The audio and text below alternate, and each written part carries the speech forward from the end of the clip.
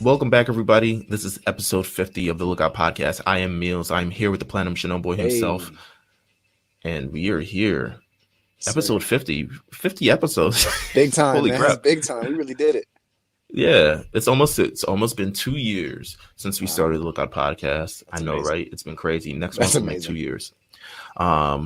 We got 50 episodes down covering of Dragon Ball, but now we are entering new territory.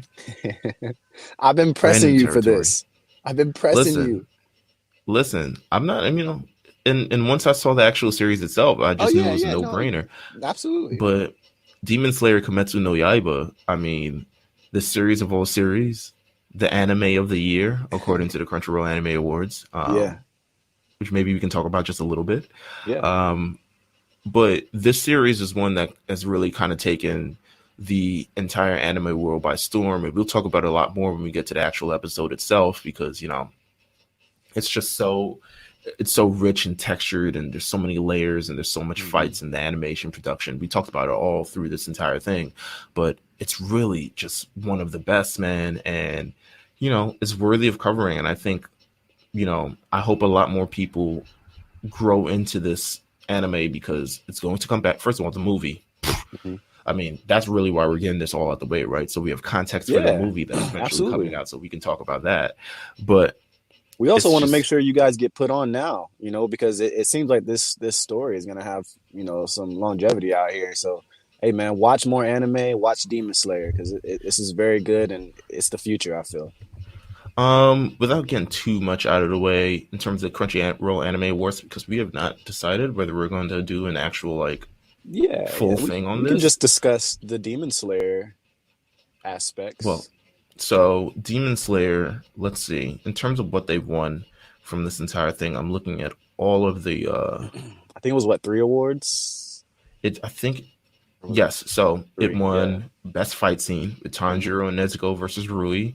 Yeah. Um, Can't wait to talk about which that. yeah, we Oh can talk man, about that in a few weeks. good guy. Um, but by all means, it's the buildup of everything with this thing, and just story and everything behind it.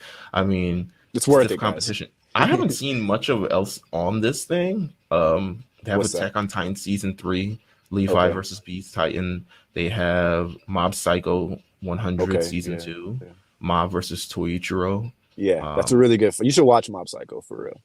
okay, I'll put that on the list. They have Yeah. Yeah. Vinland Saga. Are you familiar with Vinland Saga? On what? Vinland Saga. It's called Vinland Saga. The actual For anime? Fin, No. No. yes, it's just called Vinland Saga. And then there is Fate, Grand Order, Absolute Demonic Front, Babylonia. No. I've Um, never seen it personally. and final one is JoJo's Bizarre Adventure, Golden Wind, Yeah. Emperor Yeah. I know Crimson versus JoJo's. Metallic. But just looking at this entire list, most people have been telling me get to Mob Psycho 100. So I'm going to watch that, because Mob Psycho 100 also won Best Animation over hmm Demon Slayer. Yeah. Um, Yeah. so it's got to be good. That tells you something, Um, right? Right. it's got to be good. Gotta be good. Um, we also got Best Boy, Best Tanjiro boy. Kamado. That Let's surprised me. go. Let's That surprised go. me. I would say that surprised me, just from the fact that in terms of all the boys from the series, I think there's so much more you could pick off of, and there's so much different other character traits. I wouldn't Yeah. call Tanjiro the best boy in any anime that I've seen. He's a sweet Um, boy, man. he's a great boy. Don't get me wrong. He's a He great did boy. his thing, However, man. he's you know, he's not the most. He has a great story behind him, but in terms of an actual character who's a boy, I feel like there is definitely, in most other animes I've seen, I think I've seen a lot more characters with a great personality style, and hmm just more distinct. But you know what? Props to Tanjiro. I was surprised that Nezuko didn't win Best Girl. I thought Nezuko had it in. Yeah, I thought it was a wrap. Honestly, If it wasn't I was Nezuko, I would have surprised for chose that. Emma. I would have chose Emma. Yeah, Um, yeah, from The Promised Neverland. She's I kick love the ass, promise. man. Yeah, Emma's fire. Apparently, Carol and Tuesday is also a really great anime. I gotta look into that. Because they got nominated for a lot of things here. Um, and then of course, anime of the year. The nominees: Vinland Saga, The Promised Neverland, um, Oh Maidens in Your Savage Season, Mob Hmm. Psycho Season 2, Carol and Tuesday, but the winner held above them all is Demon Yeah, Slayer Kimetsu no Yaiba. yeah. This And was Anime the of the one that they weren't gonna lose. Yeah, they weren't gonna lose this. Anime of the Year, you bet your ass. Yeah, yeah, yeah. They weren't gonna lose this, even if there is a better anime on that list, right? I mean, as far as impact and what people are talking about and what people are really watching, I mean, Demon Slayer wasn't gonna lose that award. Demon Slayer eventually it kicked off with 9 nominations. It took home 3 awards, which is the most out of anyone, tied with Kayuga-sama Love is War. Hmm. Um, so it took home 3 awards. Can't say enough about that. The bag, man, But the bag just got bigger. listen, listen, the Demon Slayer. I mean, we're about to get into it right now, but I mean, it's the shit. I don't know what to say. It's really good. It's really good. It's really, really Did you good. when I first told you to watch? Did you think I was like exaggerating? No, Because I get excited fairly, like but like I didn't want to exaggerate, but I was like, you need to watch this. no, I didn't think you were exaggerating. I was more so one of the reasons why I chose to watch it is because it was something current, and I felt like I would be getting in on the ground floor of something as Yeah, opposed to me not seeing something and having right. to try to figure it out 20 years later, like I'm about to Mhm. do with all the other anime I'm about to watch. Right, right. Um, And there's nothing wrong with that, so Mills. There's nothing wrong with that. yeah, It I'm not getting happens. on like the One Piece floor where it's like you need to watch One Piece. It was like put like 984 Yeah, no. episodes. I will Like, I will nah. never ever ever get into One Piece. And it's not because I'm uninterested. I'm never gonna get there. Naruto is another one that I haven't gotten into. I think it was just like for me, it just wasn't part of me at the time. Like it just was. I can't even say it wasn't part of me, but it was just Mhm. like I felt like I was legitimately past the You're a Dragon entire. Ball kid, man. Yeah, so Yeah, it bro. was past Nothing my mattered at time. that point. Like if you It were was like watching Dragon Ball or Sailor Moon or Gundam, like the Toonami run up, like there was just certain things that you stuck to. yeah, and it's legitimately like the whole like you either watch Keenan and Kel or you watch Drake and Josh. Like I never watched Drake and Josh, No, I um, mean same. but I love Keenan and Kel because that was my era, that was my That was our time. time. Exactly. So in terms of the whole Naruto thing, I always respect people who watch and enjoy Naruto. There's amazing Naruto pop-ups. Hmm. Shout out to the people at Hypeland who came up with Yeah, that Hypeland doing amazing it big. Naruto. Call us. Call Um, up. so shout out to them. But yeah, it's it just wasn't part of my time. But I look forward, the Demon Slayer. It's in its first season. I was getting into more anime because I know we were doing the show and I knew we were going to make this transition eventually. But I wanted to get into more anime and might as well be part of the moment at this point. And then that Yeah. also got me into The Promised Neverland. What else did I have watched? Since before the season started, I watched Parasite per your Yeah. recommendation. Yep. Very Yeah. good. Yeah. Yeah. Um, Love Parasite. what else did I watch? I watched Fire Force. That's also a current one. Yeah. Um, Fire Fist is not sure how cool. it's Yeah, okay. I'm not all the way bought in on it. I think we spoke on that. Yeah, neither am Um, I. I kind of want you Neither to am I. fill out Tokyo Ghoul. I kind of keep mentioning it to you. Mm-hmm. But Tokyo Ghoul is a lot to take in because it's horror anime. So Mm. yeah, it's very very. I mean, you see gore. Gore is in anime, but this is gore. Like it's disgusting. I probably also going to. I'm gonna check out Mob Psycho. I'm gonna see how that goes. Mhm. Um, I'm going to. What's the other one? Black Clover. Everyone seems to be talking about it as well. I was thinking of getting into that. You watch Doctor I read Stone as the. well, right? I watched Doctor Stone. You're right, Yeah, yeah, Doctor yeah. Stone. Very educational, but I've caught up with the manga. It gets This man better. Mills texted me, said it's all science, man. Yeah, this shit should be on PBS. But Right um, after Wishbone. yeah. But it's still very good nonetheless. It gets way better. Like it gets really, really better. I kind of wish that it didn't separate into seasons because the first season to me, the first set of episodes to me isn't that good. Mhm. And then we've also had season 4 of My Hero Academia, which is, I don't think it's been, in terms of if I had to rank all the seasons, I'd probably put it second to last. Um, just because I think it didn't have as much of a build up as this is 100% in my opinion a transitional season. Right. Things happen, but none of them have too much major stakes leading into what eventually happened, which is like, Right. oh my god. The stuff you was telling me about in the manga. Yeah, Yeah. yeah. So to me, this is a transitional season. So I watched that. What else did I watch? I feel like I watched something else. Um, I'm One Punch Man, season 2. I mean, but that was last year, so it is what it is. Right. But I caught up with One Punch Man in the manga. They're doing some weird shit right now. I think I could skip a few weeks on reading it. But yeah, man. I mean, but Demon Slayer, Kimetsu no Yaiba, I look forward every week revisiting this because this is my first time revisiting it, so I get to look at it from a different lens, and kind of appreciate a lot more about the things that are going to happen and the characters that we get involved with. Sir, are you ready to start this? Yeah, man, I'm ready to get it, man. You already know. I've been waiting for this. We will begin everything. Demon Slayer season 1 coming up next. On the lookout. We are back. We are here. It is a brand new era of the lookout. Yeah. This feels different.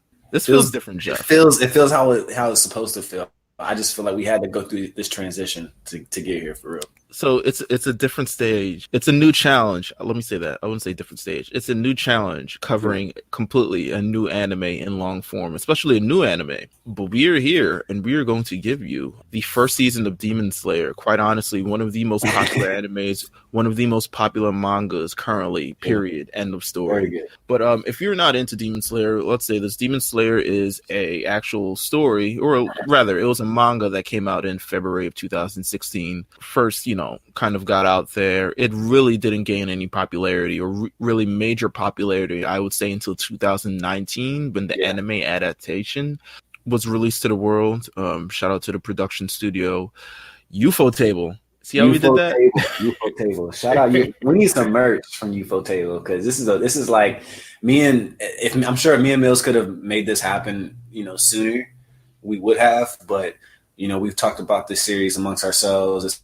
It's only within the first season, but we talk about it a good bit, and it was important for us to finally get to this moment for sure. But shout out Ufotable. 100%, bro. Shout out to Ufotable. So Ufotable, the production studio that came out with the anime, and the anime I think completely sent this into moon, the stars, everything, man. It was out of here. We got it.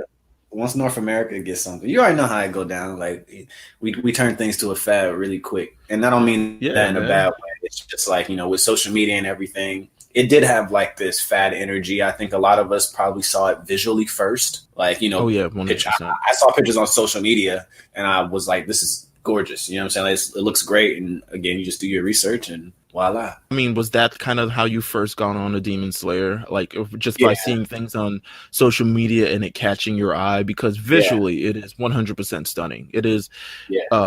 We've talked about it before, just briefly on the podcast and several instances, but visually and the way the direction is, shout out to Ufotable once again. But man, they have kind of put their entire foot into this. It's kind of like a modern take on like old school animation, but with a lot of CGI into it. I feel like, and a lot of like great drawn stuff too. Oh yeah, no, I remember when we got the Broly movie, and they have those kind of half CGI anime scenes. It's like Demon Slayer works with that shit a good bit, but they do it so like it doesn't look. It's not flawed. It doesn't look wild. Yeah, not to the point where it looks like video games, like in the Super movie. Right, like it makes a lot of sense the way that they perform it on this, and it's just like the show itself. It's a very emotional. It's emotional early on. It has good moments. I think it's a great blend. They don't hold back at all as far as like visually on no episodes. We've discussed before, like some animes kind of take days off when it comes to, if you got 30 episodes that you're working on, and then you may have another another creator doing a different episode. It just looks different. It happens a good bit with Dragon Ball Z. There's no days off on this thing. I was made very, very aware of an anime that does that really, really terrible What's that? Animation. Shout out to first of all, shout out to Jason, who is in our Lookout Discord.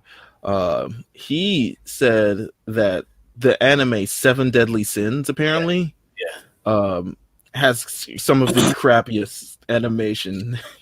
Yeah, they taking days off, man. I'm telling you, it happens, and like I love going through something and it's consistent visually every episode, even if you get to a filler, it's still consistently drawn beautifully, and you don't have to worry about just looking at something stupid. 100%, man. The first time I got on sort of Demon Slayer, I mean, obviously it was from you, because you were just gushing about it.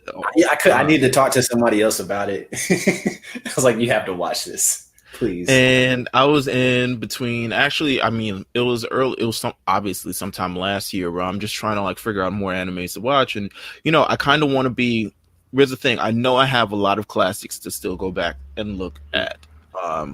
I still have so much things to kind of like revisit and actually, understand that. But I think it's also one thing to be part of the current conversation as well. And I've decided in various instances, everything that's pretty much on Toonami I've kind of seen, except probably like Black Clover and maybe Food Wars. But Demon Slayer, and first of all, the anticipation for it to come into Toonami, I still don't like their slot for it. It's 1:30 in the morning. You guys gotta chill. It is too important. It is too popular of an anime and too popular of a manga to be stuck at 1:30 in the morning.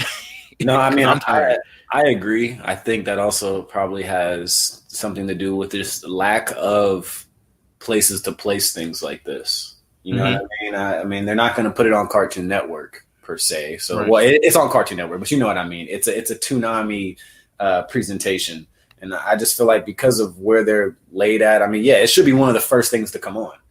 Quite honestly, I think the first thing to come on now is obviously My Hero, but I think it's because My Hero now has so much stock with American audiences now. They released a movie last year, it did really, really well.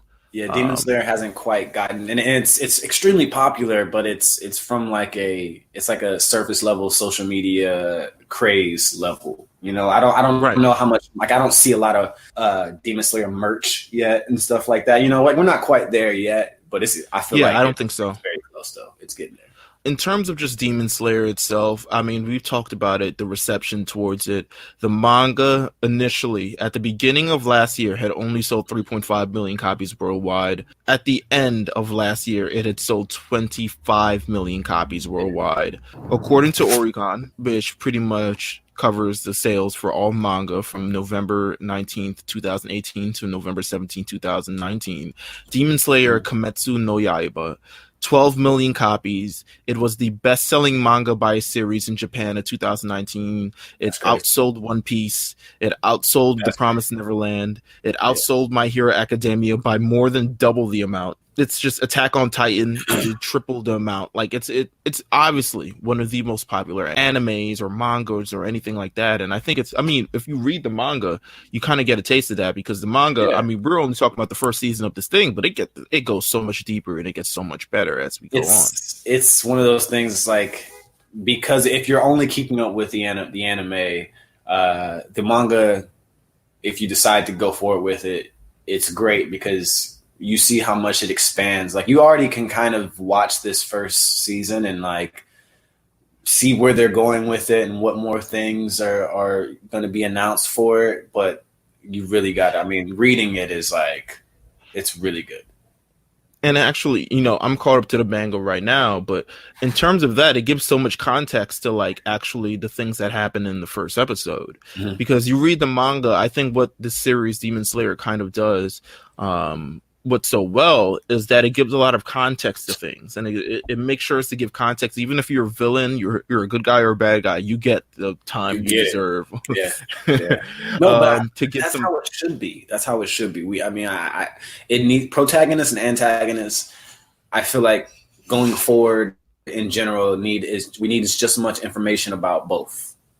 You know, Right. I really do. I feel like you can get drawn to a villain just as much as you can get drawn to a hero. And it's important, especially when you want to like push your product to the next level, aka, you know, merchandise and shit like that. Of course, they've got the movie coming up in 2020. If you're looking forward to anything Demon Slayer 2020, so we're trying to get through the season, hopefully before the movie comes out. They haven't really announced a date, but I think, you know, we'll get there. And once we do, hopefully you'll have listened and you get all the context and stuff like that, so we can become excited for this like we did with the Dragon Ball Super movie. Right? See, here's what I want, right? I don't want a date until, like, I prefer the movie to come out and then they like start season 2 right after. You know what I mean? Like, I don't want to like that's what I'm hoping that they're going for. Maybe that's why they haven't gave us an actual release date yet. You know what? We'll get to that potentially as we get towards the end of this entire season. We'll get to maybe much more of the movie talk, because the movie definitely is depending on the stuff that ends the season. It is actually, I think the movie is an adaptation of the following arc. If the weekly TV show looked this good, the movie's got to look. That's kind of what I'm thinking. Shit. Oh my god. But let's get to the actual anime that itself. We are talking about in this episode, episode 1 and 2 of Demon Slayer Kimetsu no Yaiba. I personally, you know what, from here on out, I'm not even going to hold you. I'm just going to be saying Demon Slayer. I know they're very hardcore fans. I knew we were going to get to that point, but you guys, you have to understand. This is how we're going to do it. This is Demon Slayer. Yeah. You guys know what we're talking about. 100%. I'm sure there'll be definitely those fans who are like, oh, God, you Demon Slayer buffs. It's Kimetsu no Yaiba. Gosh. But you know what? I'm not going to say that because there's way too many syllables. And Demon Slayer just kind of rolls off the tongue. We're doing this for y'all. It's okay. But, I mean, I remember texting you about this when I first saw the first episode. And I was just like, what an intro to the series. What an introduction. The episode, that episode overall, it is okay. So it's beautiful. You know, let's go ahead and get that one. We're gonna hit that a lot talking about this anime. But episode 1 is very beautiful. I think that the dialogue is extremely underrated. Like it seems right. I know it's very like outlandish, and it's an anime, of course, and it's dramatic, but they do a very good job with dialogue. I think the music is beautiful.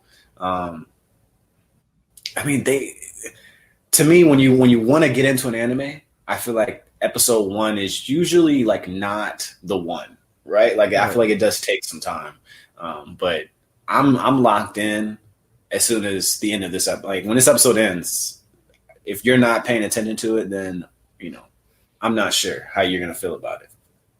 It is incredibly gripping from the moment. And I think there is a major quote that kind of, in that first episode, if you watch the dub, that kind of retells, it pretty much gives the full explanation about everything that's going on and what goes on from here on out. And it just tells the whole story.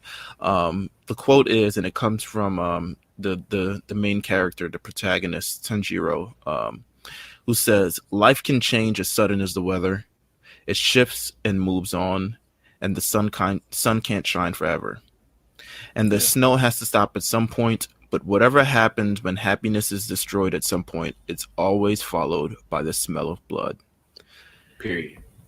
And from there on out, you kind of get this sinking feeling, because the episode starts off this very like hunky-dory. It is Tanjiro, who seems to be kind of like, I mean, the strong male presence in this family, considering that the father has died. It doesn't really say, you know, how it happened or where it happened or what it happened. Not yet, at least. Right. But we do know that the father has died, and everyone's kind of looking up to Tanjiro, who's really kind of Tanjiro, who is really taking the reins, even as a 13-year-old kid, right? He's taking the reins as this person who provides for his family. Like his mother has to watch over the household, like, for sure.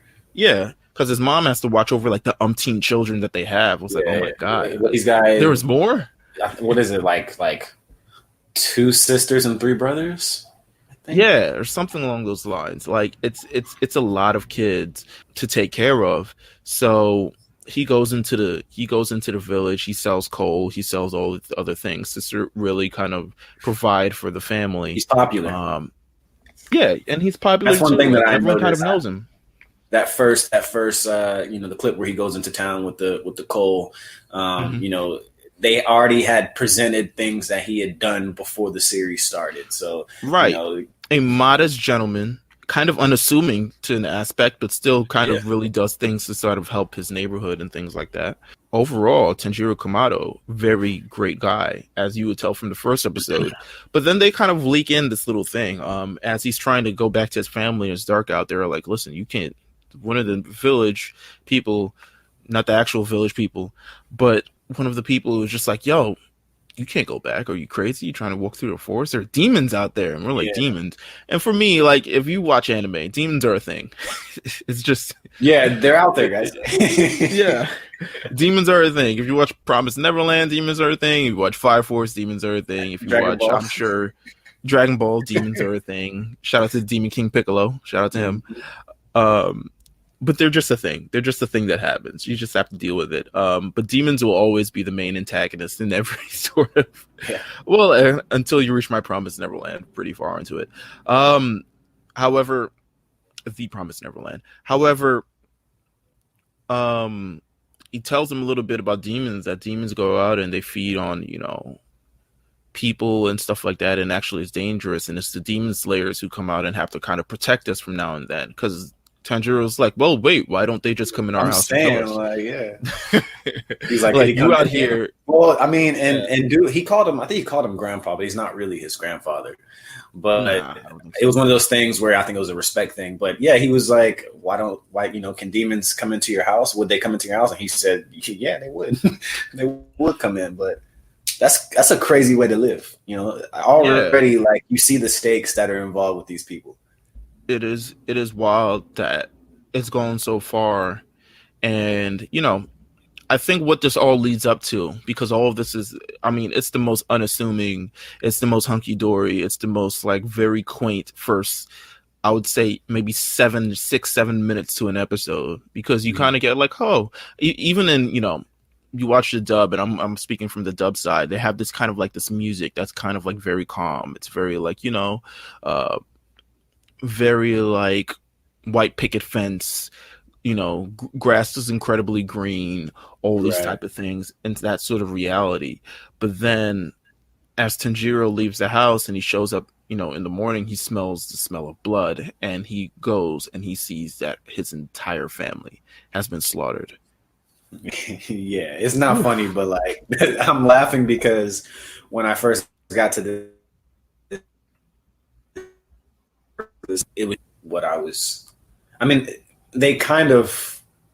I don't want to say I wasn't anticipating it, because it is an anime and it is about demons, and you did get that dialogue about what they do right before that. But it's just, I wasn't expecting to see it so visually and how awful it was, and they did a really good job showing Tanjiro's emotion to that situation. Yeah, because he is taken completely by shock. This is a person who kind of, I wouldn't say this, I don't know if this is the first time he's ever heard about demons, but this is the first, like, it's legitimately the night after he hears about what demons actually do. Yeah. And he's just like, nah, everyone's going to be fine. Like, it's not, even he tried to go back into, force, and he was like, no, everything's going to be fine. Like, it doesn't even matter. And then he shows up in the cold of winter, the winter of discontent. Like, you know what I'm saying? It's like the entire visual aspect to this adds another layer of it too, because it's cold. It's there's no, like, the whiteness of it all, and I say the whiteness of the snow kind of adds like a purity to it all. Yeah. Just by seeing just all these white visuals and stuff like that, because it's just the snow looks calming, all things look calming, but then you see like the snow, and now everything is kind of stained red, and it's dark, and everything is plunged into darkness a little bit. And he looks in, he sees Nezuko on the outside completely slain out, and then he looks on the inside, and it's even worse, because it's even worse, bro. And his brother, and the blood just is there's a lot of blood. It's all over the walls. One thing about it, I feel like, exactly what you're saying. All we've seen was white since the episode started. Yeah, snow. That's it. So when they get to this scene, it's so traumatic. Because there's the red, even the shadows within the house. There's blood everywhere, walls, doors. I mean, it's clearly something that was like they wanted you to see how awful uh, demons were. Right. And they wanted to tell you off the bat, which is kind of, I think it's great storytelling.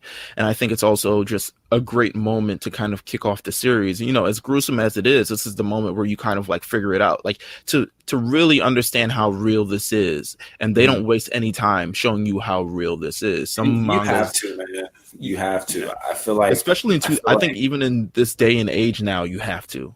Because you may not get, you have to get attached quick to, and also you don't want the stakes to look stupid, right? Like the things that he goes through after this point to get to where he's going, they have to make sense. Like, why would somebody put their life on the line? Why would somebody risk this much stress, their livelihood, whatever? Well, now you know off the bat why. So here's what I've garnered from that entire scene. And this comes with context of reading so much that has happened after it. I think when we get to a lot more characters that are introduced in the show and a lot more characters that are introduced in the manga, you get a lot of the same similar backstories of the things that happened to Tanjiro here. You get my family, traumatic experience. This is why I became a demon slayer. This is why I became a demon. This is why it's an entire kind of like, you know, fucked up domino effect that leads to a major shift in people's lives. And I go back to the quote that says, you know, life can change as sudden as the weather. It shifts and it moves on, and the sun can't shine forever. It's a recurring thing that happens throughout the entire series. Every character has a similar backstory, has a similar up and coming story to this, where they've gone through some sort of traumatic experience and has greatly shifted their outlook on life, and also has either, you know, made them a demon or have them opposed to demons. And Tanjiro is currently experiencing that. And you know what's weird is, as of this point, and I would say, you know, just because, you know, of the time we're currently recording this, but as of this point, we don't actually see the actual events that take place. No. And I say that in episode 2, you actually see the demon inside of a house slaughtering the person who is in the house. But we never actually get the backstory on the demon that goes in. I mean, you get the backstory, but we never actually get the visual, the clip, the panels, anything of the demons actually going inside the house, and what is the verbal exchange, and what is this, and how does Nezuko eventually become...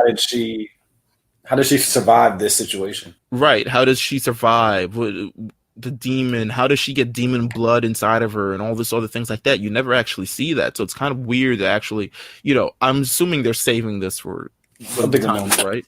Yeah, for a bigger moment, but you don't actually get to see these moments. But moving back to the actual series itself, I mean, Tanjiro is completely scarred from this entire thing, but he sees that Nezuko is pretty much the only one who survived this entire thing, and she's only survived by just being the warmest body there, is what he comes to the conclusion of. So he's trying to bring her down this hill, and he's racing with her on his back and all these other things like that. He's racing down an icy mountain. It's incredibly crazy. But she has now become a demon. Nezuko herself, she's wilding out on this nigga's back right now. Yeah, she has become a demon in herself, and it's kind of crazy because demons, I mean, if you learn everything from demons become stronger throughout this entire series by pretty much eating humans. That's why there are demon slayers, to kind of prevent that from happening. So at this point in the series, Nezuko is trying to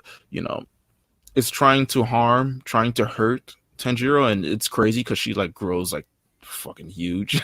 Her muscles, and she like her back becomes bigger, her legs become bigger, like she just becomes a much larger person in general and trying to do this. And I'm surprised that he can kind of fend her off, but he doesn't until, you know, they are interrupted by a demon slayer named Gyu. And we don't know much about Gyu at this point, other than obviously he's a demon slayer. He has a katana. It is fucking fire. The fit is hard. Everything about this. Like honestly, I need, you know me, I needed one of these characters. Like I needed one of them, bro. And the fact that they went with him, as far as when we, we'll talk about pillars and shit like that later. But like the look is just hard. The way that he speaks, the way he carries himself, that is the type of stuff that brings me interest when you want to start developing, a sense of feeling for specific characters. Right. And it's very interesting how this is the first kind of, we talk about later, but the pillars that he sees. Because I think any of the other pillars, and once again, we're skipping way above, any of the other pillars would have completely ended Nezuko. Yeah, she would have been finished. Yeah, she would have been finished immediately. But it's this person where Tanjiro is able to tap into his sense of compassion, because Tanjiro, I think Giyu completely understands the reality that Tanjiro is going through. And I think, we explained that a little bit. Everyone has gone through their own traumatic experiences, whether it's family or something that have been affected by demons. And Giyu is no different than that. But everybody, he's pleading with him. He went through his own little phase of, talking to him about if I would have got here sooner, this wouldn't have happened. Yeah. So he feels something. Right, 100%. So he's pleading with him because he's just like, yo, at this point, this is the only family that I have left. My entire family was murdered. Like, little boys, little girls, my mom, my dad, who wasn't even there, but he's no longer with us. This is the only family that I have. And I think you notice I think a lot of what Tanjiro's character it's come from, at least up to this point, at this point of the episode, has all been because of the family, right? Like the family bonds and the things that drive him and all these other stuff. And he doesn't want to necessarily let that go. He even goes as much down as to pray and beg and plead and be like, yo, please don't do this. And Giyu, he snaps says, I don't like that shit, man. Yeah, nah, he's just like, no, this is weak. You don't beg for forgiveness in a battle. I could end her right now. I could end you right now. He's giving great advice in the sense of what he knows. He at that point, he probably knows what he's about to go through. You know what I'm saying? Like this whole situation at this point, it's like, hey, you're giving yourself up right now. If I wanted to murder you, I could murder you right now. So they have a little battle, and I love the battle aspect of it, because it's obviously a one-sided battle. Like, once again, Giyu could end everyone's life in an instant. Like, especially when we see the full breadth of what they've got going on in the arsenal that they have. But Giyu is impressed by Tanjiro in this brief little battle, because at an instant he throws a rock at him. At the same time, charges at him, and obviously, Giyu knocks Tanjiro up. He's surprised because now this hatchet is coming hurling at him, and I guess Tanjiro did some cool and one shit, like where he had he threw it up in the air. He threw the axe, put his hand behind him so you couldn't see what he was holding. He slid it under the jersey, rolled it around his waist, and threw it up in the air. It came down, he almost got ended. Yeah. I think he hit him with the butt of his sword and knocked him down to the ground after, or before anything. But man, it was a smart play, man. I mean, it's a smart play. It's enough to impress him, and I think from that impression, at least, we get that he's taking an interest with him, and he's like, "Yo, this kid, maybe he has what it takes to become a demon slayer." But at this point, he's also the only one, and we see this moment right here, he becomes the only one who can kind of restrain Nezuko. And while Nezuko is going a little bit berserk in this action, and she eventually calms down and she eventually cools off, and we finally he muzzles her in a sense. You get that cool little muzzle thing that has just become so iconic now. Yeah, it's part of the look. It's so iconic with the character. I mean, even just to look at Tanjiro itself. I mean, the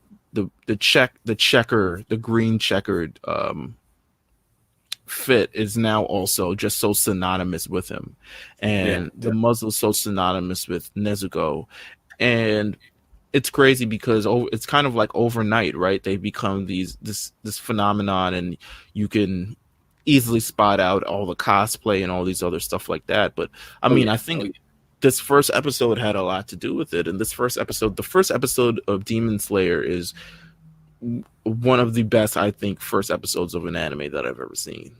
Yeah, it's extremely good, dude. It's concise, it's to the point. You get all the information that you need. You see a slew of characters, whether there are some that it tells the story of the characters, the protagonists. You get a taste of the antagonist. You get a lingering taste of the antagonist to come, as Tanjiro is now on this journey to find out who murdered his family. And you begin to learn about the steps that it becomes, to be a demon slayer. As Gyu at the end of the first episode is like, listen, I'm gonna give you at the bottom of the mountain, I want you to go find Takonji Uraraki, and I'm pretty sure I butchered that name. I mean, it's okay, man. If so, Takonji, and I want you to find him, and I want you to train with them because I think it'll be best for you at this point. And that's the end of the first episode, and to me, it's like such a incredible. I'm really glad that I'm really glad that there was a taste of like battle structure and how it was going to look and how it was going to feel. Even though, like you said, it was a one-sided situation, but there was enough back-to-back combat, even with Nezuko and Giru. Their little quick. I like to see how things are going to look cut throughout the series, and that was a nice preview of it as well. And even the visual effects, right? Like, as light as they are, and trust me, these is child's play in terms of what comes up afterwards, because when we get to these episodes with the bottom moons and all these other stuff like that, like, we're going to see how far they actually take this entire thing. But it's buried his whole family. He had what a shitty morning that was. Terrible day. From Vegeta's worst day ever to Tanjiro's worst day ever. Went back to the crib. His family's dead. Sees his sister still alive. Takes her. She turns into a demon. Beats his ass a little bit. Then he runs into a true demon slayer. Gets beat up by him a little bit. Gets knocked out. And then has to go back and bury his family. The burying the family is it's like, wow.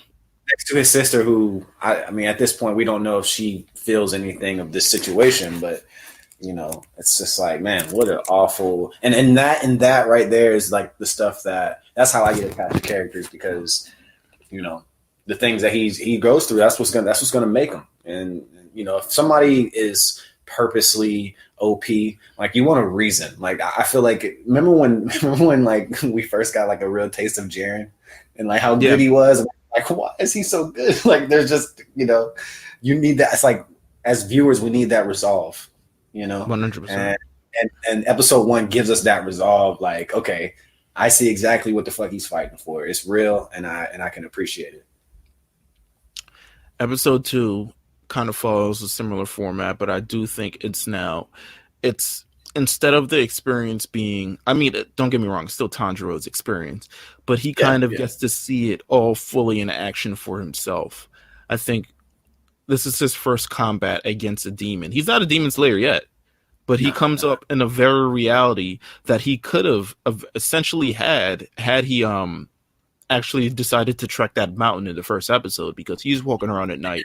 He's walking around with Nezuko in a giant, sort of bamboo, I don't know, backpack, just a casing, basket. It's a basket. It's like a laundry basket. She's basket. We learn a couple things in the first scene, first view. First of all, they can't stand the sun, so they cannot be out in the sun. So that's why Nezuko is completely afraid to come outside. It's a shit weakness, man. Yeah, it is. But it also it makes sense. I don't know. Oh, yeah, no, it definitely makes sense. I mean, they're demons. And if they can walk around during the daylight, then this wouldn't be a series.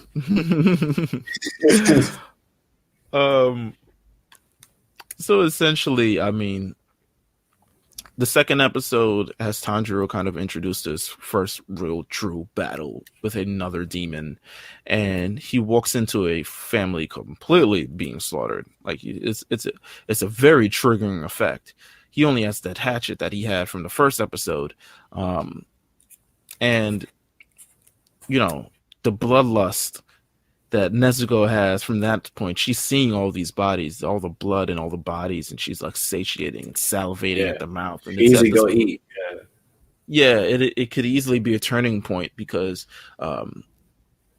it's up to Tanjiro, at least from the first episode. He was like, it's your responsibility to make sure that she never eats a human. And it's kind of, you know, it's reiterated at the end, or maybe the middle of this episode with Sakonji. But when they ask, like, essentially, what are you going to do if she decides to eat a human? You will have to kill her. Just know that. You will got to kill her. So it's like an unspoken deal that he took, letting her, you know, dip off with him. Right. So Tanjiro, he's going up against this demon. Demon probably pretty much laying into him. Like, it's not even a thing. And then Nezuko comes up. He did cut his throat a little bit with the hatchet at one time, which I was like, okay, I see you, nigga. I was like, damn, man, you really about it already. Yeah, but the demon was like, yo, that's light. Yeah, he ate that shit. Yeah, he was just like, yo, I'll regenerate right now. Like, you gotta cut my whole head off. You can't just slice my neck a little bit. And then Nezuko comes. Whew, the punt. Yeah. She kicked his head clean off. Punts his head off, and it's really up to this. It's really in this instant you kind of see what side that Nezuko's on. She could have at this point gone in, ate the humans, grown stronger. Probably it turned on Tanjiro at this point. All this other. But she realizes how important family is as well. And she realizes that they're both family as well. And it's kind of this moment you kind of see where Nezuko really lies. And she kind of lies through this entire thing in this entire series. She has certain points, don't get me wrong, where she's tempted and things, and her demon instincts kind of like take over. But ultimately, she's on the side. She is just almost as much of a protagonist as Tanjiro is at this point, because she's the one who helping slay the demons as a demon, and it's 100% crazy. Tanjiro and Nezuko managed to kind of overpower the demon for, you know, at some point they cut the head off, the head grows arms, which is wild. Tanjiro headbutts him crazy. Apparently he has, like, his skull is rock hard. It is the hardest apparently that's ever been. But they managed to subdue the demon, and he gets to this point where he's like, yo, you've got to kill him. But he can't find this. He just can't resolve to kill the demon. Like, he just can't find it to kill anybody of that aspect. And this gentleman with a mask is behind him. And we learned that it's Sakonji Urokodaki. I nailed that. That sounded legit. I ain't gonna lie. I'm not gonna lie to you. Straight off the that's what it sounded like, bro. I was like, damn. Oh my god. The sun comes up before you can actually kill him, and the demon just disintegrates in air. And he realizes it's the first time he's realizing that, yo, like, the sun is their worst enemy. Where's Nezuko? And Nezuko's like hiding in the house because she's like, yo, y'all ain't tell me about this. Right. This sunlight stuff. He meets Sakonji, the trainer, who is, as any trainer, stern, old man, quiet, tough. You know, for me to teach you, you have to be earned. You know, we're not just giving out Demon Slayer cards to everybody. Like, you got to earn this. It's the typical, hey, go risk your life by doing some outlandish training, and I'll put you on. If you can live, then I will train you to become a Demon Slayer. That's it. I mean, ultimately, like, stay alive. And I mean, that's what it. I think he takes Nezuko. Or does he travel down the mountain with Nezuko? No, he takes No, Nezuko he away. doesn't. He's a good guy. He's clearly a good man. He takes Nezuko away, and he's like, listen, you got to reach his force, and once you reach down the hill, then if you make it, then he'll train you. But it's completely booby trapped. There's like logs coming out of nowhere, spikes probably coming out of nowhere. I'm surprised there aren't anybody else who's trying to attack him, but he makes it down the hill. He does by virtue of just being as resourceful and being as what's the best word that I can say this. He is the most what's a great word to explain Tanjiro? He's resourceful. He's clever. The things that he has, he uses his resources fairly well. He's got natural prowess, which isn't something which I think is what eventually sets him apart from the rest of the other, people training to become Demon Slayer, because he's got this natural prowess. It's along with his incredible sense of smell, which seems to just wow how he smells things. Along with that, he's got this incredibly natural prowess where he moves, he understands his body, he understands the locations of things, and while it's not as tight as it could probably be, I'm sure the training with Taino. Yeah, he's major potential. He has major potential. The second episode's ends with Sakonji pretty much saying like, "Listen, I'm gonna train you," and that is going to be that. And in these first two episodes, we kind of get the entire gist of what Demon Slayer is about, from both the end of the backstory of the protagonist Tanjiro and Nezuko, to what they're essentially doing, which is slaying demons, and you get to see the full threat of a demon in the second episode, really, and what it's going to actually take from a person to become a demon slayer and become a person who slays demons. Because honestly, if you don't kill these demons will 100% kill you and your family, and you've experienced that before, so you don't really want to go through that sort of experience again. It's a great anime. I don't know what else to say. I think that just starting off from here, and if you've seen I'm sure of a lot of people who listen to this have probably seen the series, but if you haven't, you just got to know that it has that thing where you just know you're watching something special. You're gonna look back in 3-4 years, and this thing's gonna be 3-4 seasons in, and you're just gonna be wanting more and more. I think Tanjiro has his character in general, including Nezuko, they have the capabilities to be extremely pop when it comes to just being popular in North America and how we spread things, like I said before, and not just them. I think the other characters that are going to get introduced later on as we move forward with the show are very easy to market. Very distinct. Yes. The series in general is very easy to market, and I think it's important that if you support any kind of anime, this one or anything new, The Promised Neverland is another really good one that's coming up. Support it, because it's good for us. I think the Dragon Ball Super movie and the things that we're starting to see, maybe these animes get into movie theaters more often, and that's what we need, because these are really great stories. And if you believe in it, hang on to that shit and push it, because like you said, this anime, we only have one season as far as seeing it visually. The books after where we are so far are very good.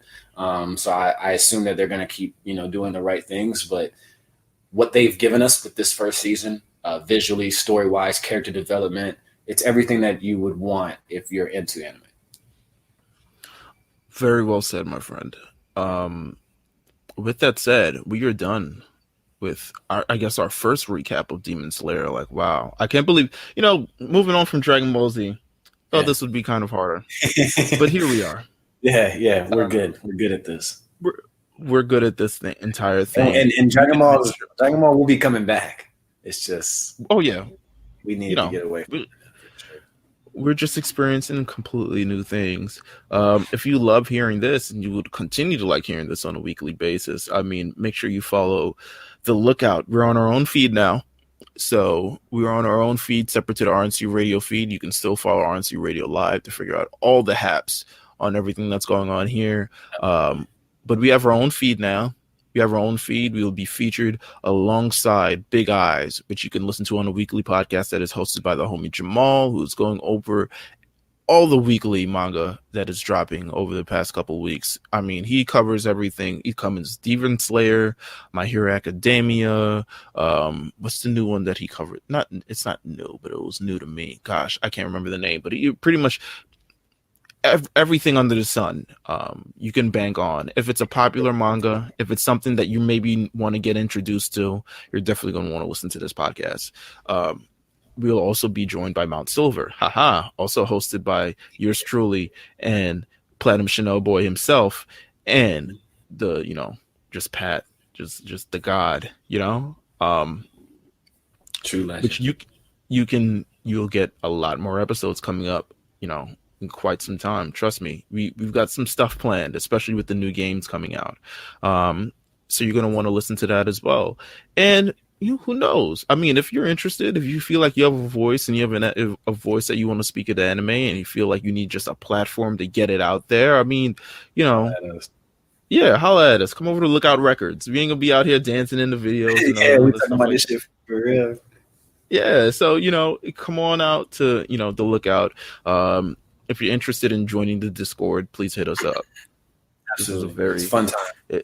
It's fun time. It's a very family-oriented Discord. If you're a fan of this podcast, if you're a fan of different other things, please make sure you join. But until then, man, just the next time, stay ready, stay blessed, stay prepared, and meet us at the Lookout.